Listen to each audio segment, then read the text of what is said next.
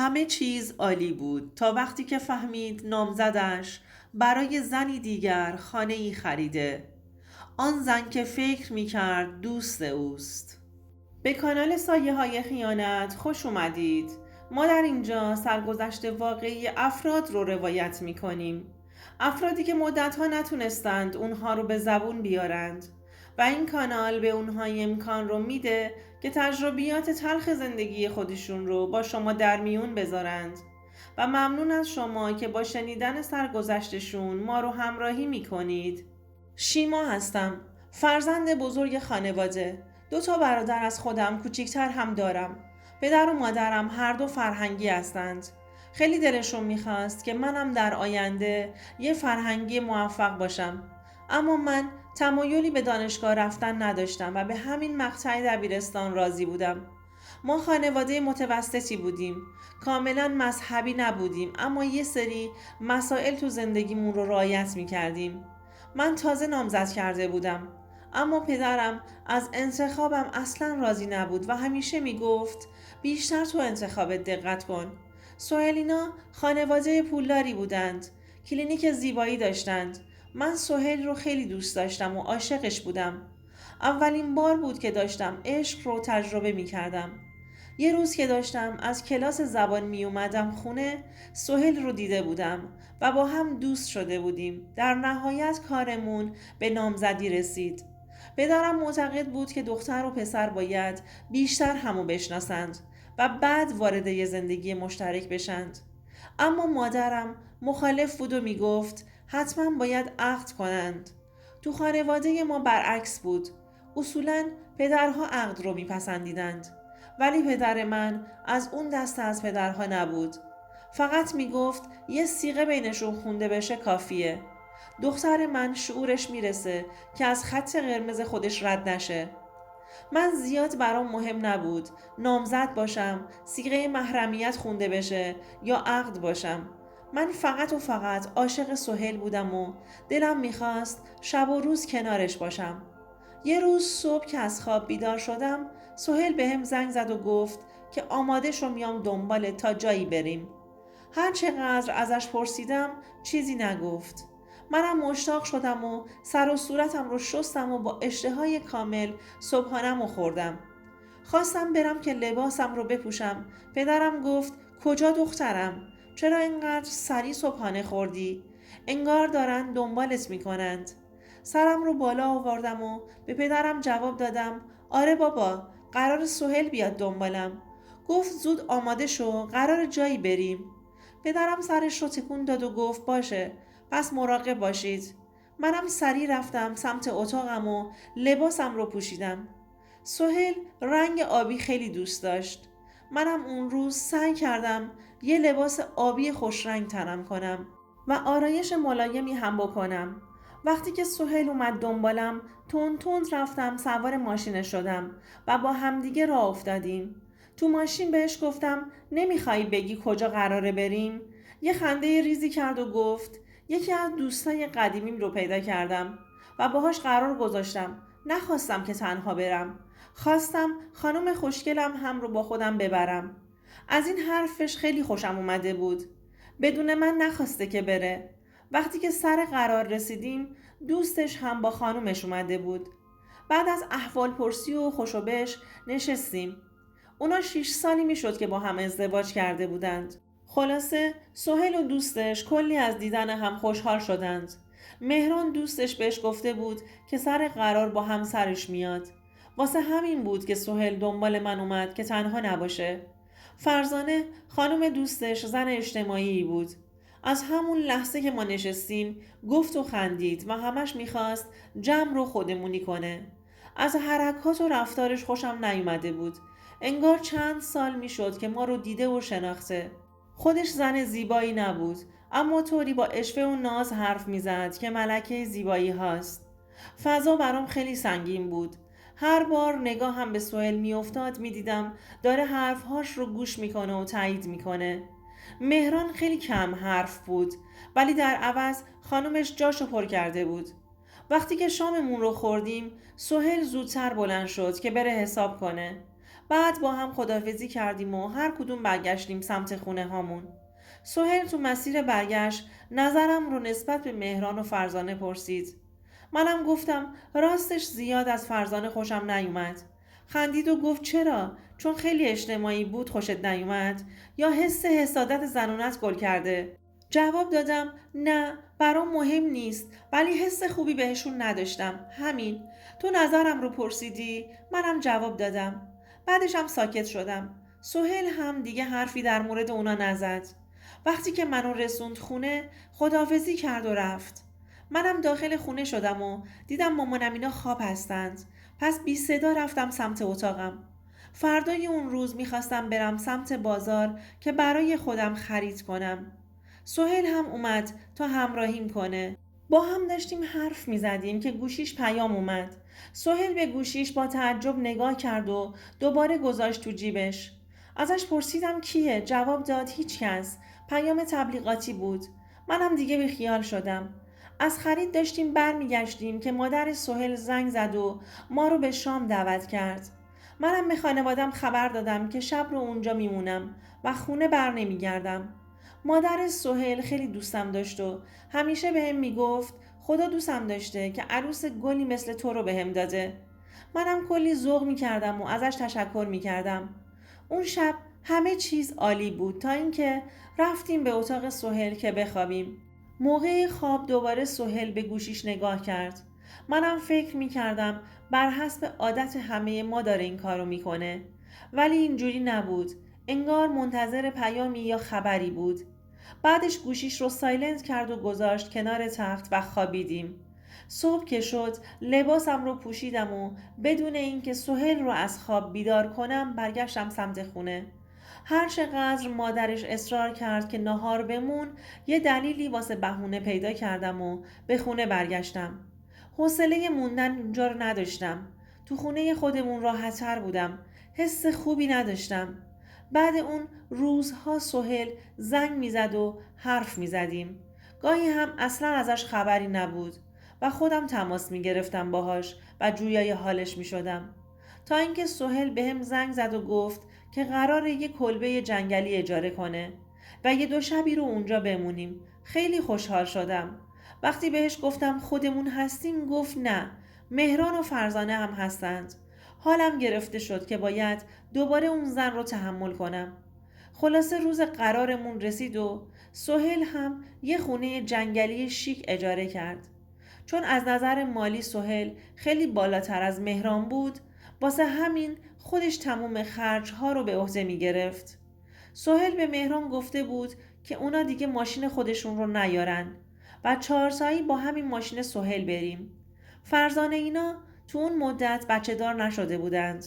فرزانه هم اصلاً تمایلی به بچه نداشت و به خاطر شرایط مالی که داشتند میگفت بچه خرج داره و از این حرفا. خلاصه با هم به کلبه جنگلی رفتیم. تو کل راه فرزانه با آهنگهایی که سهیل میذاشت میخوند و میرقصید. شوهرش هم هیچی بهش نمیگفت. سهیل هر از گاهی از آینه نگاش میکرد و میخندید. وقتی که رسیدیم فرزانه انگار دنیا رو بهش داده بودند. تو کلبه میچرخید و راه به راه از خودش عکس سلفی میگرفت.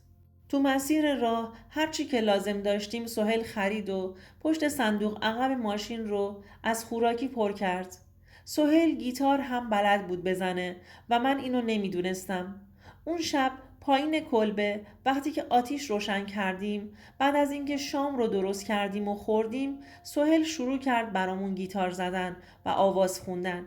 فرزانه طوری به سهیل نگاه میکرد که اعصاب منو به هم ریخته بود. اصلا انگار من کنار سهیل نبودم.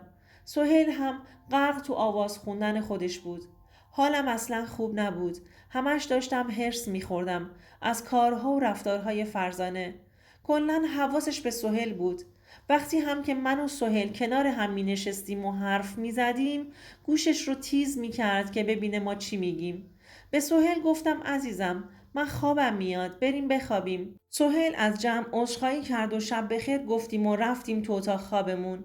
کلبه 2 اتاق خوابه بود. خواباش با یه دیوار چوبی خوشگل از هم جدا شده بود. مجهز بود. مشخص بود توریست زیاد به اونجا میره. فرداییش که ناهار رو با کمک فرزانه آماده کردیم، به سهیل گفتم بریم جنگل گردی، که فرزانه گفت منم میام. مهران خوابیده، منم حوصلم سر میره. سهیل جواب داد باشه تو هم بیا.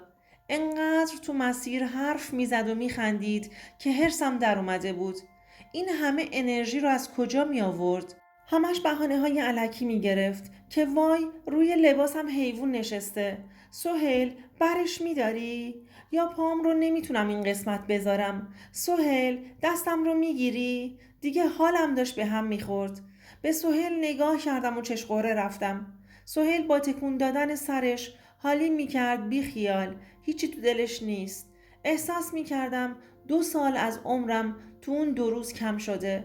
خلاصه پشیمون شدم و به سهیل گفتم خسته شدم، میشه برگردیم؟ اونم قبول کرد. وقتی که برگشتیم هنوز مهران خواب بود. سهیل با آب و مسخره بازی بیدارش کرد. گفت اومدی بخوابی یا تفریح کنی؟ به زور بیدارش کردند. خلاصه اون 2 روز با تمام حاشیه هاش تموم شد و به خونه هامون برگشتیم. تو کل مسیر حرف نمی زدم. طبق معمول فقط فرزانه بود که بیشتر از همه حرف می زد و می خندید.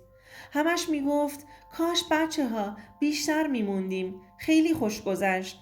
سهیل هم جواب می داد که باشه بازم میایم. وقتی به خونه رسیدم مامانم از غم روی صورتم همه چی رو فهمید. تا ازم پرسید چی شده؟ چرا قیافت به این شکله؟ همه چی رو بهش گفتم. مامانم خیلی خونسرد بهم گفت دخترم ارتباطتون رو باهاشون قطع کنید. منم که حالم خراب بود رفتم سمت اتاقم و گریه کردم. من سهیل رو خیلی دوست داشتم و دلم نمیخواست از دستش بدم. هنوز عروسیمون مونده بود و همه فامیل از خوشبخت شدن من میگفتند. اما حالا این بلا داشت سرم میومد. از سهیل 2 روز خبری نبود. خودم بهش زنگ زدم. گفت بی حوصله هستم و حتی سر کارم نمیرم. دلم میخواد استراحت کنم. بعد از ظهر همون روز مادر شوهرم زنگ زد که حالمو بپرسه. بهم گفت دخترم اگر سهیل پیشته گوشی رو میدی بهش؟ آخه گوشی رو جواب نمیده کارش دارم. گفتم مگه مامان سهیل خونه نیست؟ گفت نه، به ما گفت که میاد پیش تو. از همون روز که از تفریح برگشتین 2 روز الان سهیل رو ندیدیم. با این حرف مادرش نگران شدم. احساس می کردم شکم به یقین تبدیل شده. دوباره شماره سهیل رو گرفتم که رد تماس زد. حالم خرابتر شده بود. نمیدونستم چی کار کنم. مادرم هم نگران بود و میگفت چیزی نیست، دلتو آشوب نکن. اما من گوشم بدهکار نبود. لباسم رو پوشیدم و رفتم خونه مادر شوهرم. اونا تا منو دیدن تعجب کردند. گفتم هرچی تماس میگیرم جوابم رو نمیده و رد تماس میزنه. مادرش جواب داد خلاصه سر و کلش پیدا میشه مادر، نگران نباش. پدر سهیل رفته بود تو فکر، میگفت دخترم چیزی هست که ما باید بدونیم؟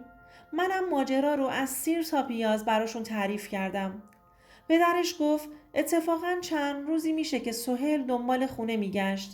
به املاک دوستام هم سر زده. اونا بهم گفتند. فکر میکردم برای شما دنبال خونه هستش. یه خونه هم گرفته. بذار از بچه ها بپرسم. نمیخواستم به روی سهیل بیارم تا خودش بهمون بگه. اما الان قضیه فرق میکنه. پدر سهیل مرد متعهدی بود. همه بهش احترام میذاشتند. وقتی به املاکی دوستش زنگ زد، اونم آدرس خونه رو داد. وقتی پدرش داشت میرفت سمت اون خونه، منم بهش گفتم بابا منم باهات میام. هر چقدر گفت بمون من بهت خبر میدم، اما با اصرارهای من راضی شد که باهاش برم. به یه خونه ویلایی شیک رسیدیم. وقتی از همسایه ها پرسجو کردیم، جواب دادند یه هفته هست که یه آقای جوونی اینجا رو رهن کرده و با خانومش رفت و آمد میکنه. وقتی عکس سهیل رو نشون دادم تاییدش کردند. خشکم زده بود. چطور ممکن بود؟ سهیل من اینجا، یعنی با کی داشت به من خیانت میکرد؟ و اون زن غریبه رو همسرش معرفی کرده بود. اون زن کی میتونست باشه؟ زن همسایه گفت الانم خونه هستند. میتونید زنگ در رو بزنید. یهو به ذهنم رسید عکس فرزانه رو نشون بدم بهش. تا عکس فرزانه رو دید جواب داد آره خودشه، همین خانم است. دیگه چشمام چیزی رو نمیدید. همونجا یه گوشه روی پله نشستم. دیگه توان راه رفتن نداشتم. یعنی از که این دوتا با هم بودند. پس اون صمیمیت توی ماشین و کلبه و بیرون رفتن هامون الکی نبود. آخه متأهل بود. چطور میتونست به شوهرش خیانت کنه؟ چطور سهیل میتونست به منی که تازه نامزدش بودم خیانت کنه؟ بعد از اون قضیه پدرش کلی ازم عذرخواهی کرد که درستش میکنه. اما من دیگه نمیتونستم این مسئله رو ببخشم. وقتی که پدرش رفت زنگ خونه رو زد، فرزانه در رو باز کرد. من یه کنار دور از خونه وایستاده بودم و به همه چی نگاه میکردم. فرزانه پدر سهیل رو نمیشناخت. وقتی در رو باز کرد ازش پرسید با کی کار دارید؟ که گفت به پسرم بگو بیاد دم در. وقتی سهیل اومد جلوی در نفسهای آخرم رو تو سینه احساس می کردم. خوشبختیم توی یه لحظه نابود شده بود. دیگه از همونجا ماشین گرفتم و اومدم سمت خونه و به مادرم همه چی رو گفتم و اونم با پدرم در میون گذاشت. پدرم بهم گفت خدا رو شکر که تو دوران نامزدی تونست خود واقعیش رو بهت نشون بده. خدا دوستت داشته که وارد زندگی مشترک باهاش نشدی. بعد از ظهر فردای اون روز انگشتر نامزدی و تمام وسایل هایی رو که برام گرفته بودند رو براشون فرستادیم. با اینکه خانواده‌اش کلی از خانواده من و خودم حتی عذرخواهی کردند، ولی دیگه همه چی برام تموم شده بود. الان که چند سال از این ماجرا میگذره، من هنوزم که هنوزه نتونستم به کسی اعتماد کنم و زندگی مشترکی تشکیل بدم. دوستان عزیزم، اگر شما هم به این نوع سبک از محتواها علاقه‌مند هستید، این ویدیو برای تو هستش. لطفاً برای دیدن ویدیوهای بیشتر ما رو سابسکرایب کنید و ممنون که تا انتهای این ویدیو با ما همراه بودید.